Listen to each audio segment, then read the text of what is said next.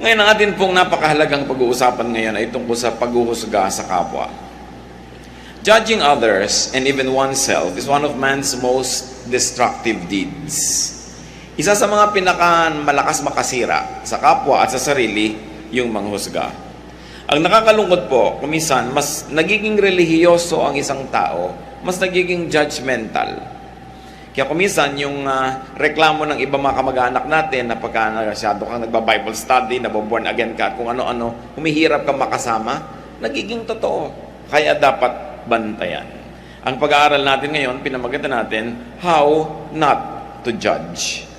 Dear God, thank you that you don't judge us, that you save us, that you care for us and you love us. Teach us to be like you. And Father, we pray that you might be our speaker right now.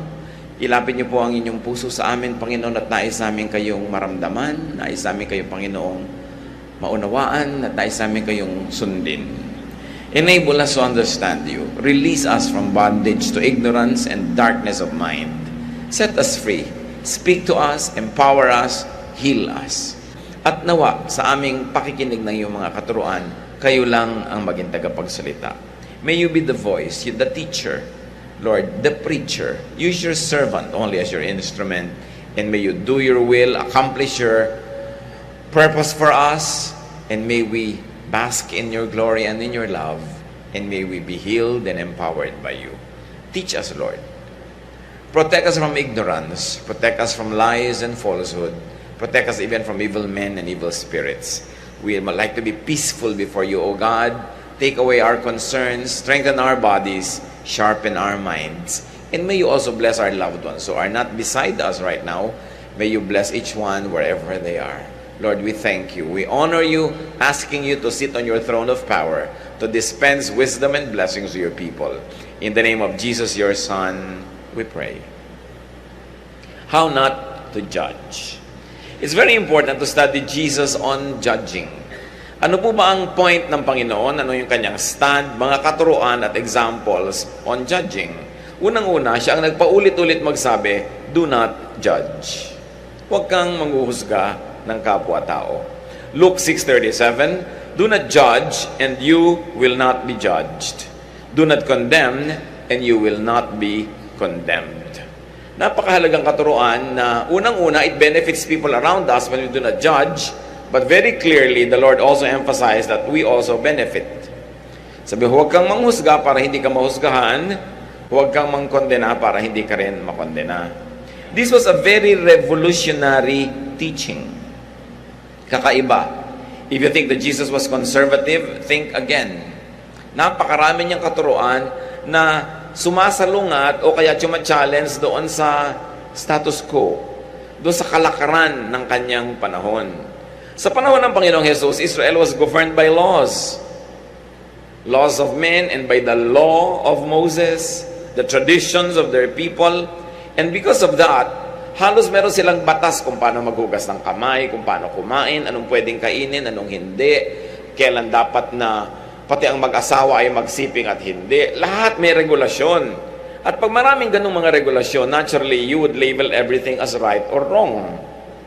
Kaya ang mga Israelites sa panahon ng Panginoon were obsessed with labeling everything as right or wrong because they were steeped in tradition. They were raised with so many laws to memorize, so many customs and traditions to observe. How could you not judge when you yourself are surrounded by so much legal, moral, social, and customary traditions? What does it mean not to judge? Paano ginagawa yun? Tayo man, naging tendency na natin maging judgmental. Kaya nga sabi natin, mas nagiging religyoso, mas lalong nagiging judgmental kung minsan ang tao pag hindi nag-ingat. How to judge means not measuring by your own standards of right and wrong. Siyempre may standard ka what is right and wrong, but you don't always use your standards in measuring people around you.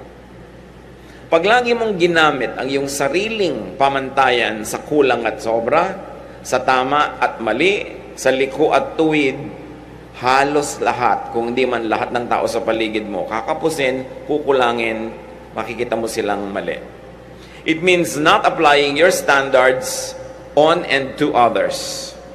Tulad halimbawa nitong nanalangin sa Luke 18:10 to 12. Ito ay example ng Panginoong Jesus. Two men went up to the temple to pray.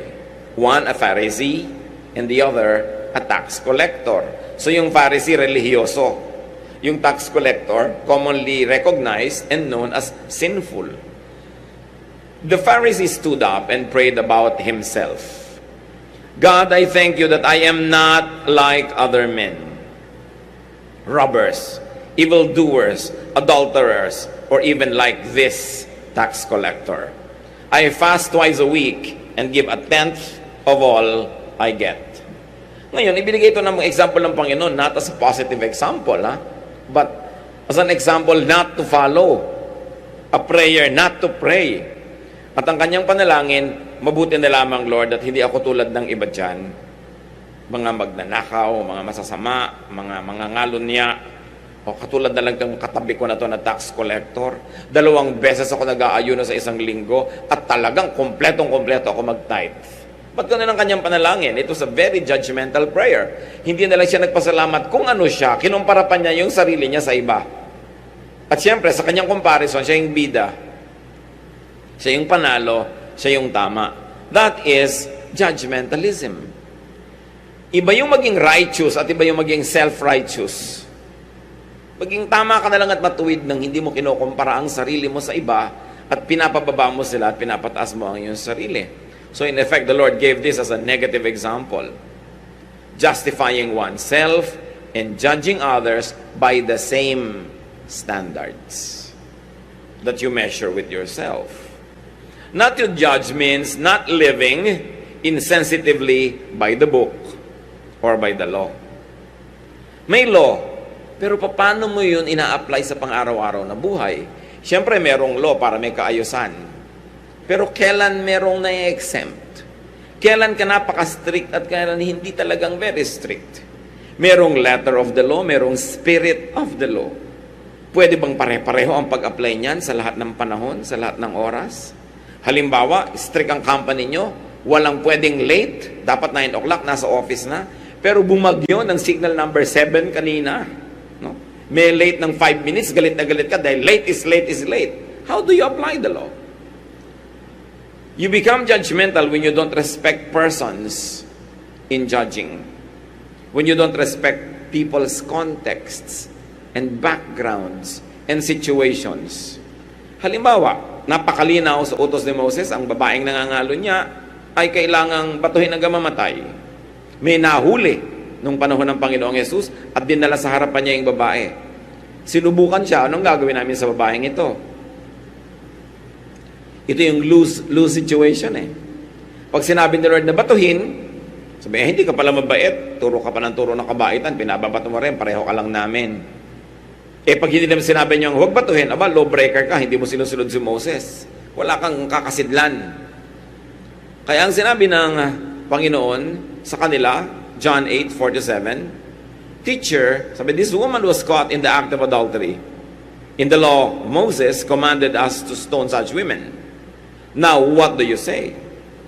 He said to them, if any one of you is without sin, let him be the first to throw a stone at her. So, hindi niya pinigil yung pagbato. Sabi niya, sige, batuhin. Ang mauna na lang yung walang kasalanan. Knowing na lahat ng tao may kasalanan, ang babae, hindi nabato. Pag sinabi mong hindi ka judgmental, it could also mean breaking the fundamental, literal interpretation and application of existing laws. Kasi merong fundamental application eh. Merong literal, meron naman symbolic application. Saan ka mag-a-apply dyan? At yun talaga ang accusation ng mga tao sa Panginoon na hindi niya sinusunod ang batas, na lawbreaker siya. Sa diet, meron sila mga hindi dapat kainin, na-offend siya, ang Panginoon ay kain ng kain. Natatakawan pa nga sila sa kanya. Ang tawag sa kanya, glutton and drunkard. Marami silang mga batas tungkol sa paghuhugas ng kamay. Naobserbahan nila, yung mga alagad ng Panginoon, kumakain lang hindi naghugas ng kamay, na-criticize. They had traditions about segregation. Segregation of women and men. Kaya hindi pwedeng ang babae turuan ng isang teacher. Kaya si Mary, who was seated at the feet of the Lord, na-criticize ang kapatid na si Martha, who was in the kitchen. But sabi ni Lord, well, Mary will stay here. She likes to be here. Marami siyang kumbaga na nakaugali ang sundin nung bayan na yon na binuwag niya para magpalaya ng mga tao.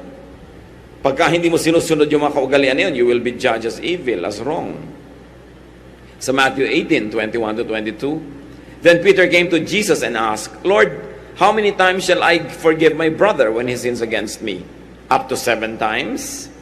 Akala ngayon di Peter, bida na siya kasi 3 times lang ang hinihingi ng law to forgive. Dinoble niya, dinagdagan pa ng isa, 7. Kaya parang, wow, ang galing ko na. Sabi niya, 7 times po ba, Lord, ako magpapatawad? Jesus answered in verse 22, I tell you not 7 times, but 77 times. In other words, walang katapusan. Symbolic na ngayon yung 7, hindi literal na 7. So this is not by the book. Lumalabas ang Panginoon dun sa kaugalian, nakasanayan at karaniwan na pagbasa at pag-apply ng kanilang mga batas. To be non-judgmental is being above and even beyond the law. So Mark 2:27, and he said to them, the Sabbath was made for man, not man for the Sabbath. Sa atin, hindi masyadong malaking issue yan eh. Ibalik nyo ang panahon. Isa sa 10 commandments yung Sabbath. Huwag kang magtatrabaho pag Sabbath. Ang mga Israelites hindi nagluluto pag Sabbath. Hindi naguhugas ng platong kinainan nila pag Sabbath. Wala silang pinagagagawa. Dahan-dahan kumilos. Pagkatapos na-observe ng mga tao at lalo ng mga critics, ang Panginoon, gumagawa pa ng mga kagilagilalas na himala pag Sabbath. Na-criticize siya. Sabi niya, well, ang Sabbath ginawa yan para sa tao, hindi yung tao ang ginawa para sumunod sa Sabbath. In other words, the Lord was saying, kaya nga pinauso ng Diyos ang Sabbath para makapagpahinga ang mga tao. Dahil ikabubuti nila magpahinga. Pero kung ikabubuti nilang may gawin dahil para sila mag-survive o gumaling na sila, mapaghimalaan na sila, gawin na. Yung kabaligtaran, yung paggawa ang nakabuti, hindi yung pahinga. So sinasabi niya, yung ikabubuti, ang point natin dito, hindi yung literal and legal pahinga. That's when you transcend the spirit of the law, the letter of the law, to go to the spirit of the law. The letter says, don't work. But the spirit of the law says, don't work so that you may be rested and it will be good for you. But if it's not good for you to rest, nasasakal ka na, hindi ka makahinga dahil nakabiting ka, hindi ka pa magtatrabaho para makawala ka sa pagkakabitin mo, hindi nakabuti sa'yo yung rest. In other words, kung ano yung makakabuti, pambungad lang yung pahinga, pero kung yung kabaligtaran na ng makakabuti, gawin ang kabaligtaran. Pero dahil nga masyadong naging legalista ang pag-iisip ng mga Israelites, kahit ngayon paggawa ng mabuti, mga himala ng Diyos na nagpagaling sa Sabat, minamasama na nila. Nagiging judgmental tuloy sila. At itong sinasabi natin mga kapatid, na habang nagiging relihiyoso ang tao, ang tendency, mas maging judgmental. Pero ang Panginoon, tinuruan niya yung mga tao sa paligid niya nung panahon niya na maging sensitibo ka sa pangangailangan sa oras, sa sitwasyon. Sapagkat yun, nagdadagdag din sa pagkatama o pagkamali ng isang bagay. Halimbawa, nasasamaan ka at nasasaguan ka sa isang babaeng hubot-hubad na lumabas ng bahay niya. Paano ko nasusunog pala yung bahay niya at wala na siyang panahong magbihis dahil naliligo siya nung nagkasunog? Masama pa ba yun na lumabas siya? So may konteksto, may kanya-kanya tayong katotohanan. Ang mga katotohanan natin, kuminsan, binubuo ng ating kalagayan, ng ating pag-iisip, ng ating pangangailangan.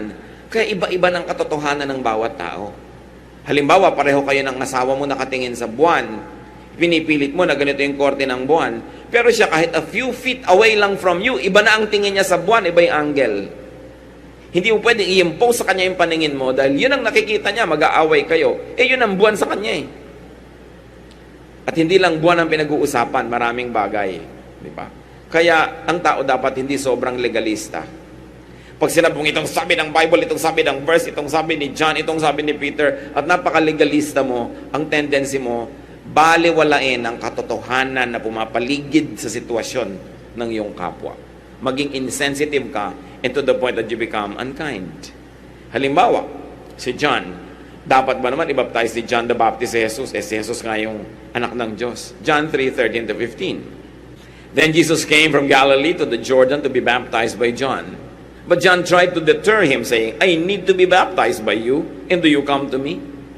Jesus replied, let it be so now. It is proper for us to do this to fulfill all righteousness. Then John consented. Dito hindi naman law yung binrek, just propriety. Kagandahang asal, kaayusan, sabi ni John, hindi bagay na ako magbaptize sa inyo. Ako nga ang dapat magpabaptize. Sabi doon, hayaan mo na yon, gawin na lang natin, sundin natin ang kaayusan. In other words, pwede mong i-judge si Lord noon, mali ang ginawa niya, siya ang Son of God, ba't siya nagpabaptize? Pwede mong i-judge si John, ang yabang naman niya, ang kapal niya, tao lang siya, binaptize siya ang Son of God. Pwede mong sabihin yun, di ba? Pero nakita niyo na magitan na usapan, may konteksto kasi. Hindi pwedeng ganito lang yun, pipilit mo na ganun, dahil merong kalagayan na dapat isaalang-alang. Pag naisip natin na parang lawbreaker, parang above the law, yung kindness, you must consider that whenever we say law here, it is personal moral, not legal law. Anong sinasabi natin na huwag mong i-impose ang tama at mali sa iyo sa iba? Yun lang personal morality. Hindi yung legal. Yung legal na no parking talaga yun. Yung legal na pay your taxes, pay talaga yun. Hindi talagang i-impose sa lahat ng tao yon. Ang pinag-uusapan natin mga kapatid, yung personal moral law. Halimbawa, sinasabi mo, Papa, dapat namang biyanan ko. Nandyan na nga ako eh. Dapat umalis-alis na siya doon sa silyang maganda dahil bahay ko naman to. Personal morality mo na yon. Diba? Hindi mo na pwedeng i-impose lagi sa iba yon. Kasi personal na pananaw mo na yan kung anong tama at mali. At lahat tayo, merong legal law na tama at mali that all of us have to obey para may kaayusan ng sibilisasyon. Pero meron tayong mga personal moralities. Kung nyo sasabihin, may isa lang na morality. Kahit sa Bible nakita nyo, yung mga pinaggagawa ng Panginoon might be considered against the legal law of the land or against the moral law of the land. Pero sabi niya, Sabbath was made for man, not man for the Sabbath. Binigyan niya ng kind application yung legality na yon at hindi siya dapat i-judge. Jesus continued and taught observance of legal law. Huwag tayong malilito dyan.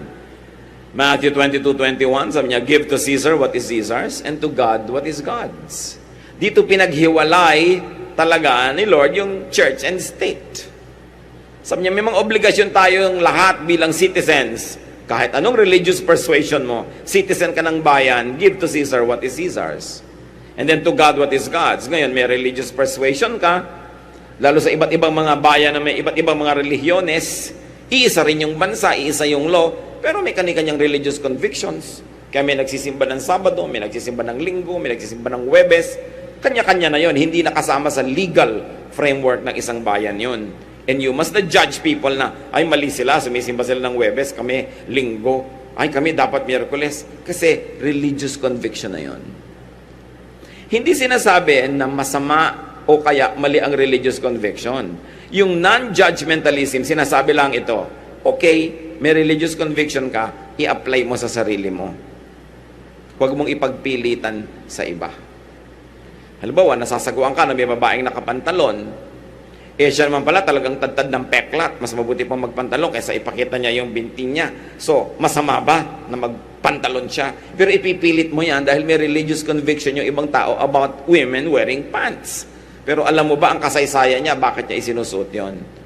Kaya maganda na meron kang religious conviction, but keep it to yourself. Kaya kung minsan tayo nakakamuhian ng marami nating kamag-anak, no? Natuto ka na, ay masama ang mga rebultos, biglang minamartilyo mo yung groto ng nanay mo, hindi naman sa'yo. Di kung, huwag kang maglagay ng groto mo kung ayaw mo, yung groto ng iba, huwag mong pakialaman kasi hindi sa'yo yon.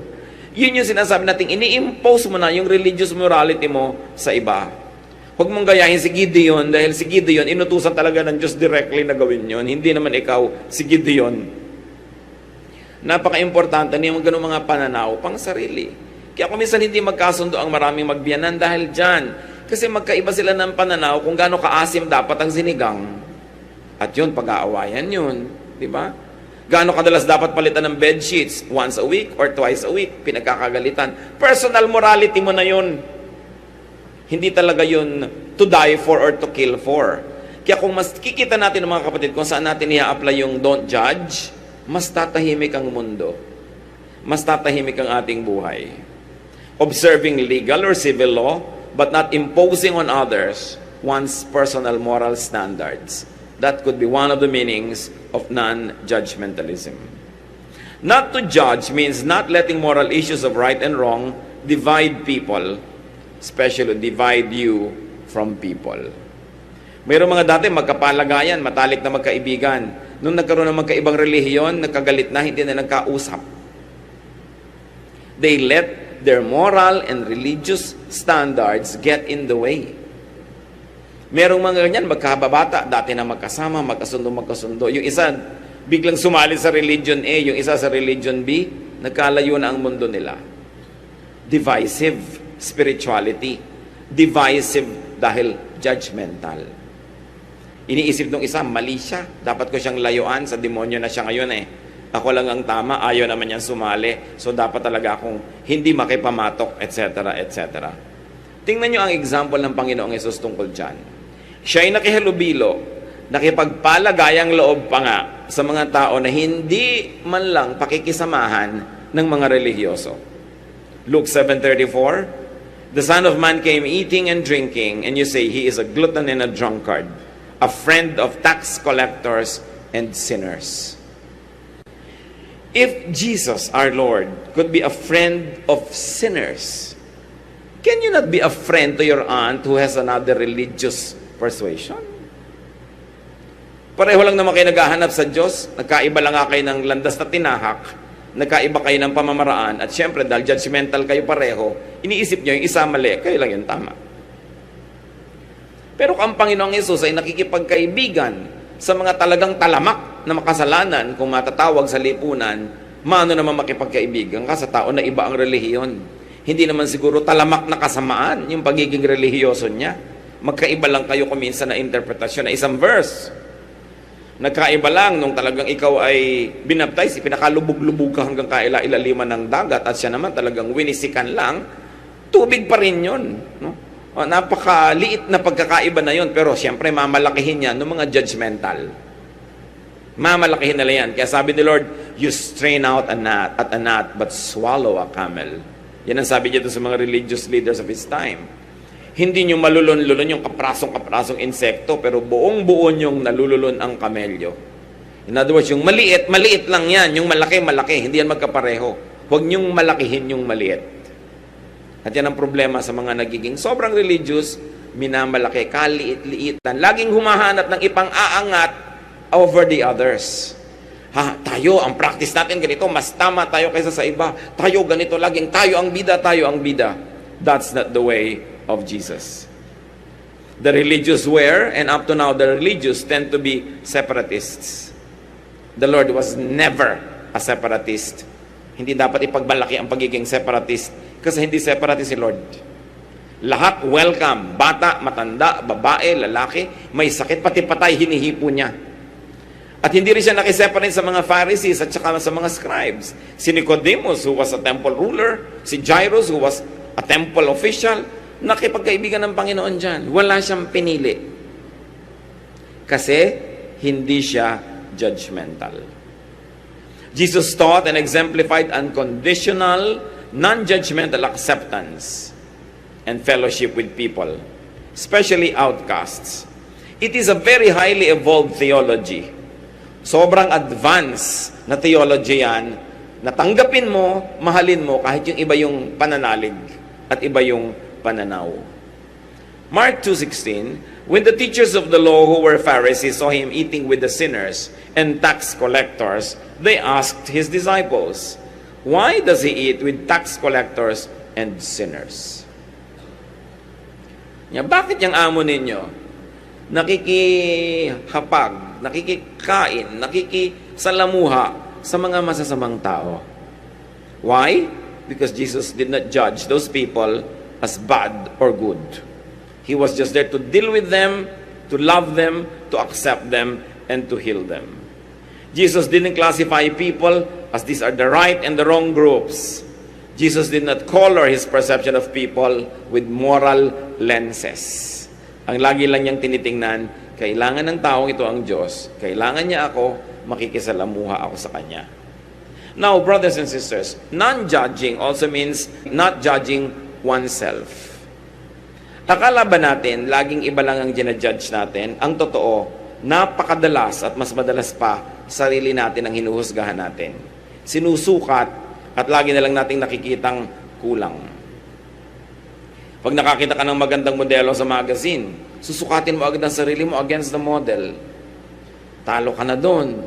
Kasi siyempre, minake pa ng tambak-tambak yun at inilawan bago ko na ng litrato. Paano ka mananalo?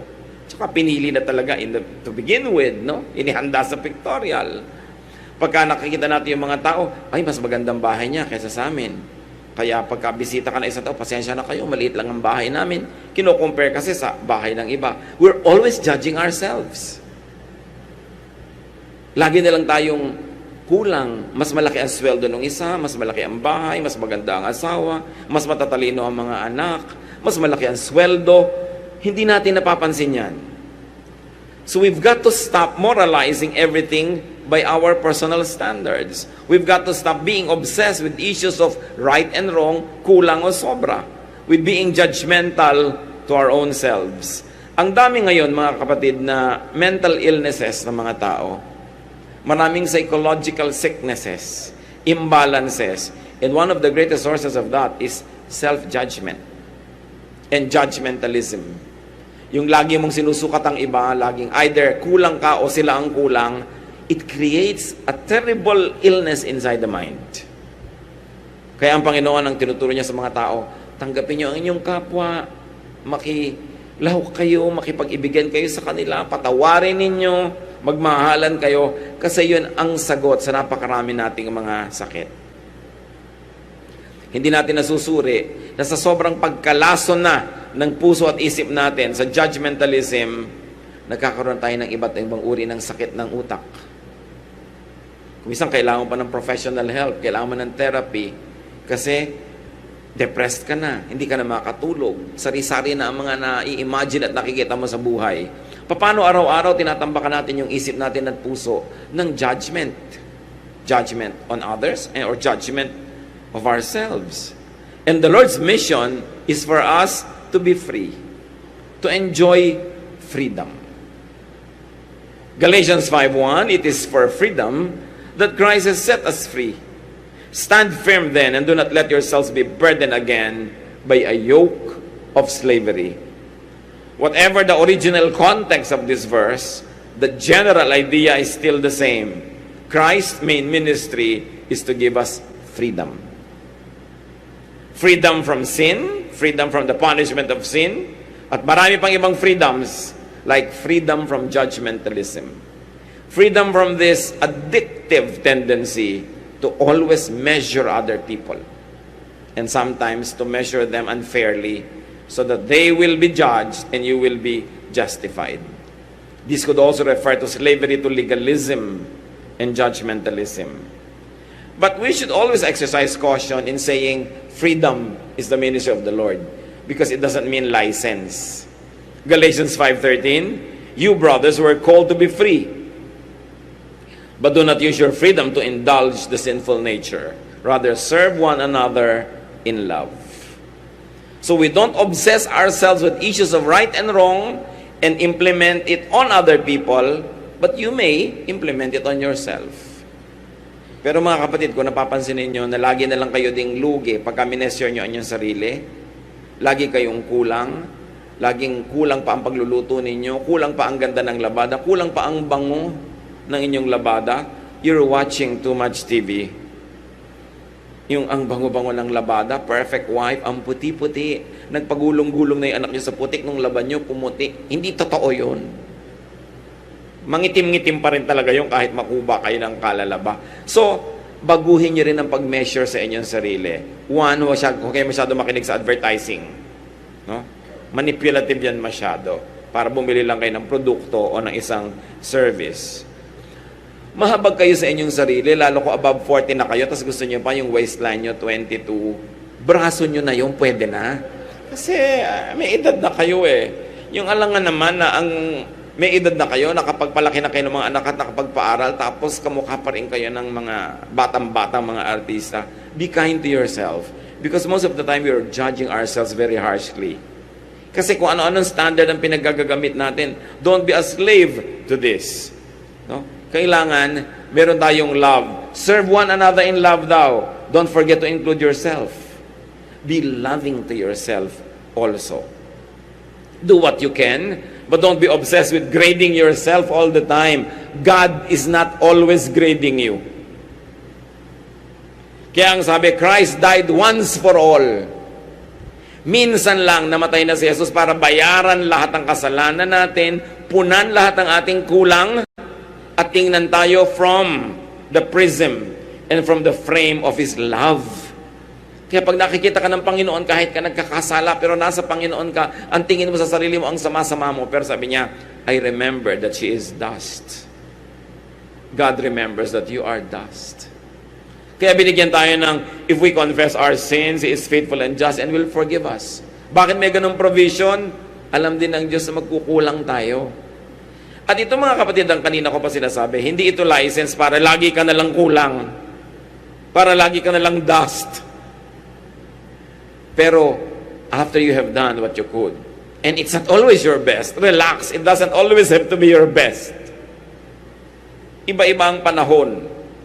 Pag may kulang ka, doon umiiral yung kabutihan ng Diyos. Dapat natin ma-appreciate yun eh. Yung iba halong nga habang nagiging relihiyoso, lalong humihigpit ang tingin nila sa Diyos. Lagi silang natatakot, lagi silang nagbabayad, lagi na lang silang kulang at kulang. Ba't ka pa naging maka-Diyos kung ganun din lang, hindi ka na tuloy na tahimik? Ginagawa mo ang mabuti kasi mabuti yun sa'yo. Kasi mabuti yun sa kapwa at kasi nagpapaligaya yun sa Diyos. Pero pag kinulang ka, don't always judge yourself. Because even up to now, God is not judging you yet. Minsan hindi tayo mabait sa sarili natin. Kaya iba naghahampas ng sarili, nagpapako ng sarili. Meron talaga na may mga pagdurusa na gustong bilhin, hindi binibili para iniisip nila, magdurusa ako kasi deserve ko to. Meron mga taong gusto silang parusahan. Gusto nila yung may taong kumakawawa sa kanila, umaapi, para ang tingin nila, nakakabayad-bayad ako sa aking mga kasalanan. Hindi ganun ang Diyos. Binayaran na ni Jesus lahat. Kailan natin mauunawa, maa-apply at ma-appreciate yung katotohanan na bayad na lahat yan. That we should stop judging others and ourselves, although we should not use it as a license. Do what you can and let the Lord take care of the rest. Appreciate God's grace and kindness para sa iyong sarili at para rin sa iba. Hindi pwedeng lagi yung husband mo best. May mga bad days din yan eh. May mga moments siya na tinatamad, may moments siya na mahina ang katawan, maiksi ang pasensya. Pag may mga mahal tayo sa buhay na naninimangot, kung sumagot, walang gana, huwag mo nang piniting, sumagot ka, bakit ka walang gana? Hanggang mag-aaway tuloy kayo. Pag walang gana, iwan niyo muna, hayaan niyo, makakagana din yan. But don't judge. Minsan ayaw kang kausapin, inis mo, ayaw mo na sa akin, kasi ganito lang ako. Then you judge yourself. Mood lang niya yun. Kaka-recover din yan. This is one of the things we really have to learn, brothers and sisters, to relax. Why? Why can we relax? Because God is in control. May Diyos eh. Hindi mo ma-solve, hayaan mo lang muna. It will settle itself. Parang isang bagay na hindi mo makita, tigilan mong hanapin, biglang lumalabas. Pero yung hanap ka ng hanap, talagang lalong hindi mo makita. May mga ganun din sa ating mga moods, sa ating pang-araw-araw na buhay. Now, how not to judge yourself and others? Paano nga ba? Kasi ang tendency na natin is to judge. So how not to judge? First of all, think of and think like Jesus. Isipin si Jesus at mag-isip tulad ni Jesus.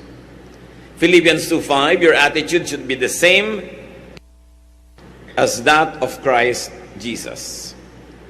At kita natin sa buong kasaysayan, Jesus did not judge. Jesus taught against judging. Siyempre, ang Kristiyano dapat katulad ni Kristo. Pwedeng paminsan-minsan katulad ka ni Peter, kung si Peter sa area na yun ay kamukha ni Kristo. Pwedeng paminsan-minsan kamukha ni Paul, kung sa usapin na yun, si Paul ay kamukha ni Kristo. Pero dapat, lagi kang kamukha ni Kristo. Yung mga leaders, yung mga prophets, yung mga apostles, may mga tama at mga magandang ginawa, pero hindi sila perfect, hindi sila Diyos. Hindi sila huwaran lagi. Hindi sila model lagi. Si Jesus ang laging model. So, si Jesus walang ginudge yan kahit kailan. Siya ang dapat nating tularan. Kahit kung minsan, makakakita ka ng prophet, makakita ka ng disciple na parang nagja-judge din. Pero hindi sila ang example. Ang Panginoong Jesus ang example. Kasi talaga may mga mahihigpit ng mga disciples. Pero nakita nyo, ang dami rin ng mali. Nag-aawayan, sino uupo daw at sa kaliwa at kanan ng Panginoon doon sa kalangitan, sino daw ang greatest sa kanila. Meron pang magpapaulan na po ba kami ng apoy sa village na yun kasi hindi nakinig sa atin. So kita nyo yung mga disciples were not perfect. So don't always pattern your behavior after the disciples. The safest model, of course, is the Lord Jesus Christ. Paano pa tayo makakapagtanggal, mga kapatid, ng judgmental spirit and tendency? Do not be the savior of the world. Si Jesus yun. Do not be the judge and corrector of the world. In other words, morally speaking, be responsible only for yourself. Ituwid mo ang sarili mo. Hindi mo kailangang ituwid lahat ng tao sa iyong paligid. Kasi pag itinuwid mo sila, yung pananaw mo na kung paano ang tuwid, ang iiral, at yung pananaw nila, kailangan mo ngayong takpan o talunin, maglalaban na kayo. Kasi tingin mo, liko siya, yan tingin niya, tuwid siya. Nakakita na ba kayo ng pencil na inilubog sa isang basong tubig? Hindi ba mukhang liko? Pero ang totoo, tuwid yun. Tingin mo lang, naliko. So kung minsan, tingin mo sa kapwa mo, liko. Talagang lalaban ka ng patayan, katulad ng, subukan nyo yung pencil na yan. Experiment pa nga yan, nung grade 3 pa sa elementary, di ba? Ilulubog yung pencil sa isang basong tubig, mukhang liko. Pero hindi naman. Madalas, ganun ang tingin nyo sa inyong asawa, sa inyong anak, sa inyong biyanan, sa inyong manugang, liko. Madalas ganyan ang tingin ng mga empleyado sa kanilang manager o ng manager sa empleyado, liko. Pero yung pala, yun lang ang tingin niya, pero hindi talaga. May kanya-kanya tayong pananaw. May kanya-kanyang pinanggagalingan. So morally, be responsible only for yourself. Do not make it your mission to correct everybody. Many Christians burn with their spiritual fervor that they really consume everyone near them. Dapat marunong ka rin mag-temper, mag-control ng burning mo, at yung on fire with the Lord, nasunog na tuloy lahat ng katabi mo. 2 Corinthians 5:10, for we must all appear before the judgment seat of Christ, that each one may receive what is due him for the things done while in the body. So haharap ka mag-isa. Hindi mo papanagutan yung iba. Hindi mo yung responsibility. Ang pananagutan mo lang, maging magandang halimbawa, magturo ka whenever you can, lalo kung pinagtuturo ka naman, pero kung ayaw makinig, shut up. Hindi naman nadadala yan sa pilitan. So check your Messiah complex. May mga ganyan may Messiah complex. Nung naniwala sa herbs, lahat ng kamag-anak pinipilit pa inumin ng herbs. Dahil naniwala na siya doon sa herbs. Nung maniwala siya sa isang mahiwagang bato, lahat ng tao gusto niya talagang sabitan ng mahiwagang bato. Kaya nung maniwala ka kay Mang Kepweng, lahat ng tao gusto mo pumunta kay Mang Kepweng. Nung naniwala ka ngayon sa ganung relihiyon, lahat na gusto mong dalhin doon, lahat mali pagka hindi mo kasama. Yun yung Messiah complex, tagapagligtas ka ng buong daigdig. Nobody likes a Messiah. Pag lagi mong ini-impose ang sarili mo, lagi mong pinipilit, naranasan nyo na ba yan na meron talagang, lalo kung nanay mo yon, biglang may diet na nakatuwaan, no? Kakainin lang talaga, pechay, araw-araw. Buong pamilya nagdusa. Eh di ikaw lang ang kumain ng pechay, gusto mo pala gusto ng iba, iba. So, dahil naniwala ka doon, kailangan lahat maniwala. Yun yung Messiah complex. Of course, nanggagaling naman yan sa genuine love, di ba? Mahal din natin, kaya gusto natin na isali doon sa sinalihan natin. Pero ano naman ang katiyakan mong tama ka nga? Ano naman ang katiyakan mong ikaw nga yung best? There will always be competing ideas. So present yourself and your case clearly, convincingly, but give freedom to everybody else kung ano ang stand nila tungkol doon. At huwag kayong makikipagkasira pag ayaw nilang sumama sa inyo, sa sinalihan ninyo. Dahil may kani-kanyang kalooban ng tao. It is judgmentalism that pushes us to impose our will on others. Share, teach, exemplify like Jesus, but do not judge. Of course, non-judgment can only happen if you are not dogmatic. If you are not self-righteous, and if you are not obsessed with a one-point truth, your truth. Diniscusan natin nun sa isang mensahe that the truth is not always just a point. Sometimes it is a series of points. Sometimes there are 2 points and all the points in between. Kahit sa Bible, makakakita kayo ng ganon. Verses na parang nagko-contradict. Sabi ng isang verse A, sabi ng isang verse B. Paglalabanin mo, no. Take both as biblical, and every point between A and B is also biblical. Hindi mo kailangan pag-awayin yon. Kailangan mo siyang pag-combinin that they will resolve themselves in a higher level of reasoning or a higher level of faith. Hindi kailangan paglabanin ang parang hindi magkamukha. They could be 2 faces of the same coin. Hindi pwede na one lang yung truth, 1 point lang yung truth all the time. Ang laki-laki ng truth, hindi pwedeng i-confine sa isa lang na utak o sa isa lang na pananaw. So watch the way you think and act and live. Especially those who are committed to religion. One unwelcome baggage of religiosity is judgmentalism. Thinking of yourself, your congregation, your sect, your religion as the only franchisee of truth. Sekta lang namin, religion lang namin, church lang namin, fellowship lang namin ang tama. Everybody is demonic. Dapat malampasan yung ganung pananaw. At no matter how much you disagree with people, if they are searching for God, you must at least respect them as fellow searchers. Naghahanap din sila tulad mo. At kung umaakyat kayo ng isang bundok, galing sa iba't ibang side, siyempre magkakaiba yung point of view. At siya ay nandun na sa may ibabaw, medyo nasa baba ka pa, magkaiba na naman yung point of view. Laging may naiiba. Hindi kailangan magkakamukha. Sinadya ng Diyos na magkakaiba yung fingerprint natin, magkakaiba yung mata natin, magkakaiba yung vision, dahil ang Diyos, ang laki-laki, kailangan maraming paraan ng pagtingin sa Kanya. Hindi mo dapat i-confine sa isa lamang. Overzealous belief in one's correctness could easily become a license to be unkind to those one thinks are wrong. Pag sobrang zealous ka sa pananalig mo, nagiging malupit ka na at masama doon sa hindi mo kapanalig, and at the same time, you think you are being godly. Napakaraming kalupitan at kasamaan na ginawa ng tao sa kapwa-tao sa ngalan ng relihiyon, sa ngalan ng Diyos. In fact, ang pinakamasasama nga maririnig mong criticism ng mga born-again Christian, hindi naman against other religions, against other born-again Christians na hindi nila kasama sa local church nila. O kung minsan kasama pa nga sa local church against other, yung choir, pinipintasan yung teacher, ganun-ganon. Ano kaya ang masamang nangyayari sa isip ng isang tao nagiging mahilig sa Bible? Na may kakambal yun na dapat tanggalin. Yung pagpasok ng hilig niya sa Bible, nagiging judgmental. Nagiging siya lang ang tama. Mali ang iba. Nagiging palaaway, paladebate. That's not the way of Jesus. Tingnan niyo yung parang ligaya ng mga tao na sila lang ang pupunta sa langit at lahat pupunta sa impyerno. There is nothing that offends or saddens me more than religious people saying, yan naman mga hindi nakinig sa amin talagang sa impyerno sila pupunta. Diba? Yung talagang kukulo-kulo sila sa asupre. Diba, sister, no? Parang acidic yun. Ang init to, diba? Ang dami ko nakikitang ganyan, tuwang-tuwa na may pupunta sa impyerno. Lalo yung hindi nakinig sa kanila. Parang yun ang higanti nila. Buti nga, pupunta kayo sa impyerno. That is a very questionable godliness. Dahil kung talaga naniniwala kang may impyerno, you will not wish it even for Satan.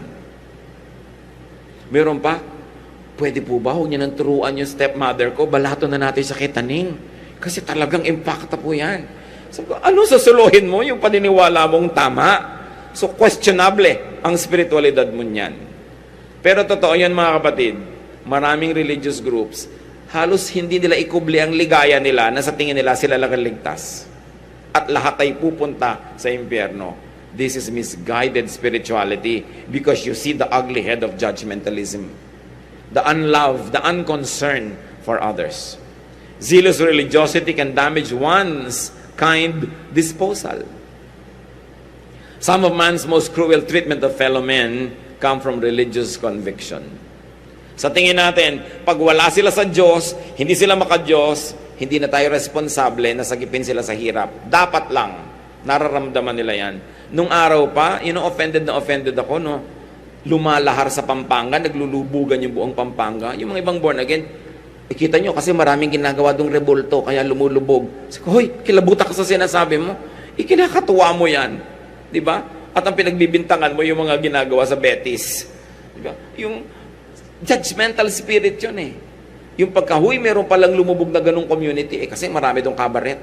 Dapat nga. Yung hindi yan galing kay Jesus. Kasi kung may kabaret doon, nandun siguro siya. Di ba? He was dining with sinners and with ganun na ganun. Not to dance, not to do sin, but to be with sinners, to love them.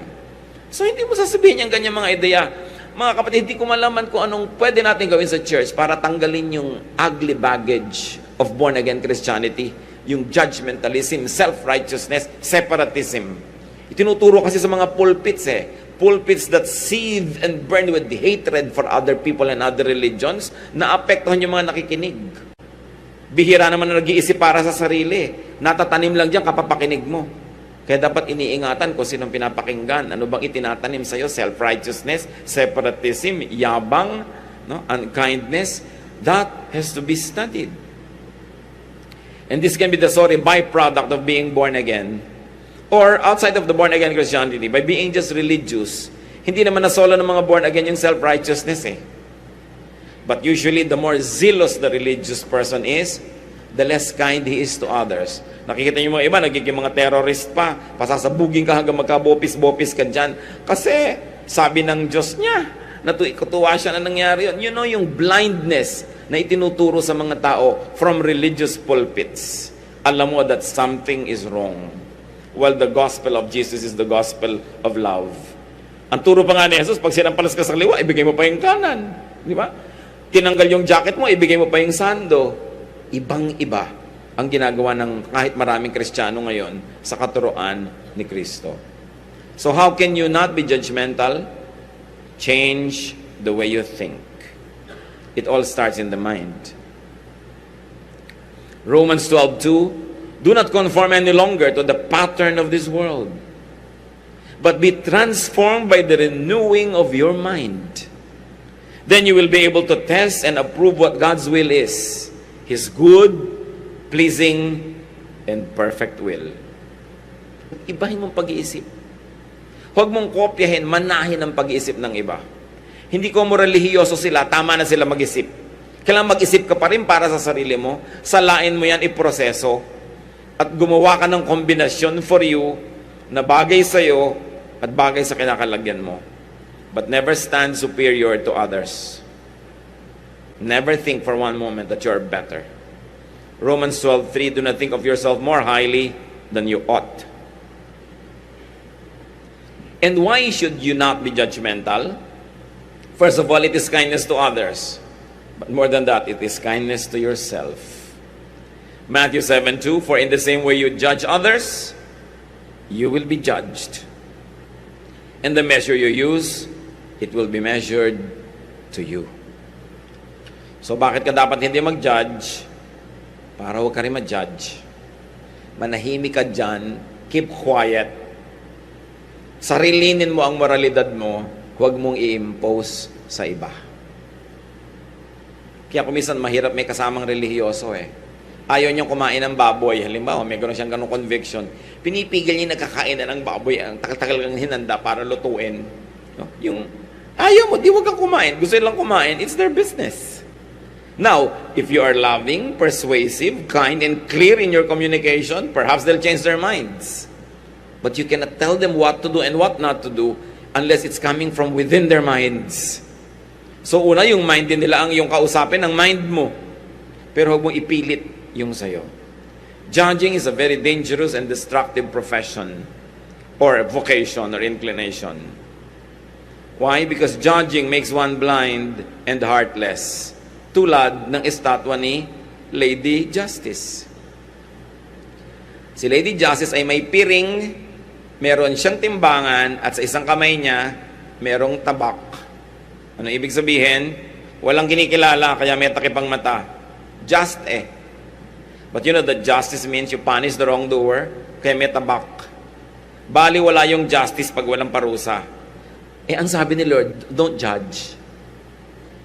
Now, hindi yung mga judges ngayon sa hukuman ang pinag-uusapan natin, yung sa personal morality, hindi yung sa legal. Kasi by the book yung legal no? Talagang legal yun, iba yun. Ang pinag-uusapan, personal morality. Pag meron ka sa tingin mo na mali na ginawa ng kapwa, tinataga mo Kasi sa'yo, mali, dapat parusahan. Sa legal, pwede yon. Yung moral, personal. Kung ikaw ang nagkamali at gusto mong parusahan ang sarili mo, gawin mo yan. Pero wala ka sa posisyon para magparusa sa iba na nagkakaroon ng personal, moral mistakes. Tulad ng babaeng yan na nangalon niya na-offend ang moralidad ng mga tao. Pero actually, hypocritical ang morality nila, Kasi yung lalaki, hindi naman dinala doon para batuhin din. Babae lang. Pwede ko ba mangalo niya mag-isa? Kailangan may kasama ka. Ano't isa lang yung binabato? The hypocrisy of society. Yung babae lang ang pinaparusahan. Di ba? At kitang-kita ng Panginoon yun, hindi naman talaga justice ang kailangan nyo Di ba? This is just social control, social engineering. Because society was controlled by men. Therefore, unfair talaga sa women yung mga batas nila. Tingnan yung ginawa ng Panginoon. Ang totoo nun, hindi niya pinabato. Yun yung heart ni Christ. Baka kung tayo lang, binato na natin. Diba? Ngayon, hindi lang adultery ang case. Maraming cases ang kapwa natin. Sinong unang babato? Nagbigay na si Lord ng patakaran. Pwede kang bumato, basta wala ka lang kasalanan. Meron bang papasa doon? Di wala. Therefore, wala dapat bumabato kahit ano ang kasalanan. Pero yung no parking, tikitan mo pag pulis ka. Remember, iba yung legal law. Iba yung personal morality. Meron pang mga, ano ba naman yung babaeng yan? Nasa Saudi ang asawa, labas ng bahay.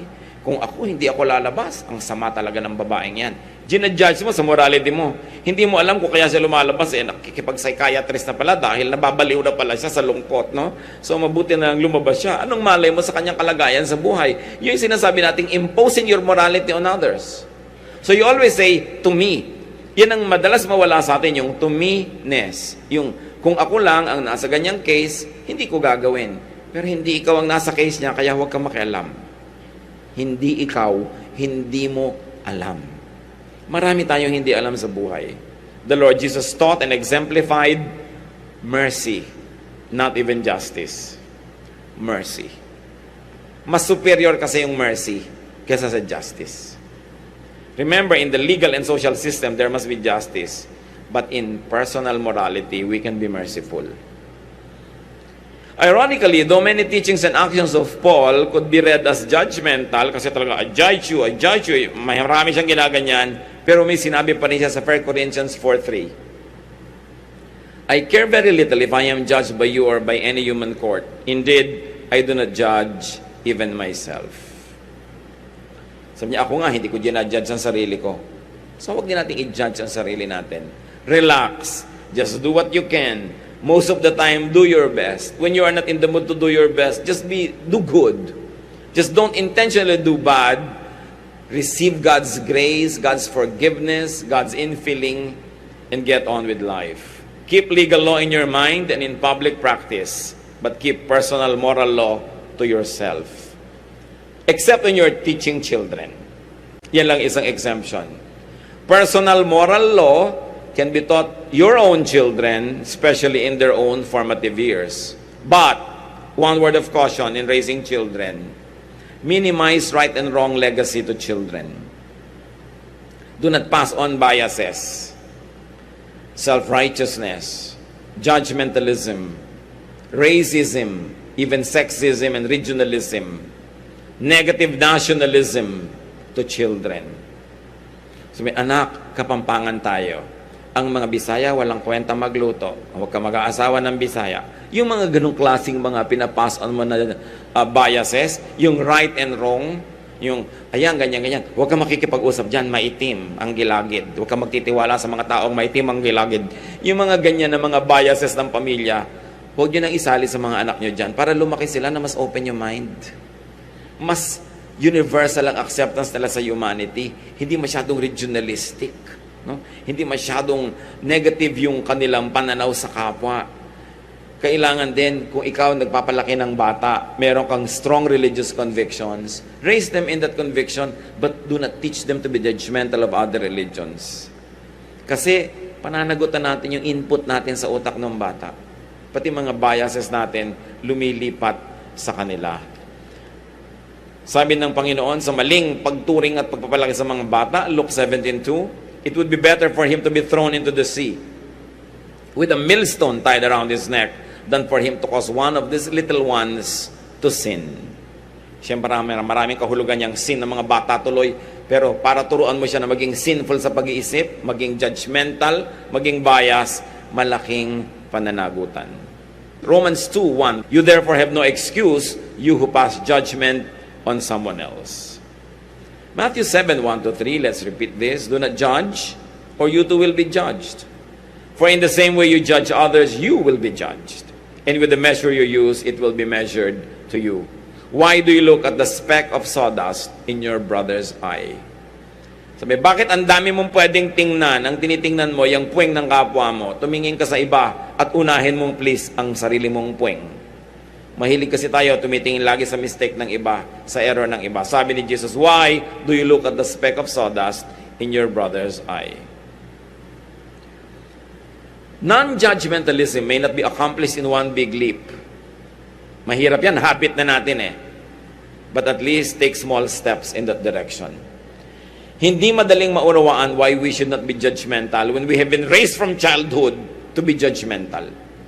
Hindi madaling ma-absorb sa isip kung paano maging hindi judgmental kung bawat turo ng relihiyon ay tinuturo ka mang judge. Hindi pwedeng magawa in one sitting, pero sikapin natin every day, step by step, with the help of God, to be less and less judgmental. While we are watching our own morality, not using our freedom in Christ to be a license to be wrong, but giving people room to be themselves. And if we cannot understand them, just allow them to be what they are. Hindi lang isa ang realidad, bawat isang tao merong kanyang reality. Kanya-kanya. Sa aircon lang sa kwarto, merong giniginaw, may naiinitan. Magkakaiba kayo ng reality. Hindi pwedeng i-impose yan on each other. So put yourself in other person's situation and mind and logic. Empathize, understand like Jesus. And when you cannot do that, just simply not judge. Kung sabing, mali yun, tama yun, mali yun, tama yun. Sabi mo, may ginagawa siya, may dahilan siya kung ba't niya ginagawa. Hindi ko naiintindihan, kung ako siya, hindi ko na nang gagawin ko, pero hindi ako siya, so hahayaan ko siyang ginagawa, yung ginagawa niya. Kailangan nating bigyan ng ganung lugar ang tao kung talagang nagahari sa puso natin si Kristo. Keep your personal morality to yourself. Do not impose it on your office mates. May company party kayo, gusto lang uminom ng beer, ayaw mo. Bakit mo pipigilin? Dahil ikaw lang yung manager. Di hayaan mo sila, di ka wag. Matanong ka man lang, ba't ka hindi umiinom? Eh, di tsaka ka sumagot. Hindi mo gagamitin yung force mo to impose your morality on others. Meron pa mga ganun eh. Pastor, pagka si Brother Eddie po ba naging presidente, ipapasara niya lahat ng ibang simbahan. Ano ka ba? Siyempre, presidente siya ng lahat ng Pilipino at lahat ng relihiyon. Bakit naman niya isasara yun? Eh, presidente siya, hindi naman siya pastor ng buong bansa. So, yung mga ganung pag-iisip, siguro itong taong to hindi dapat maging presidente. Di ba? Kakawawain niya yung mga ibang relihiyon.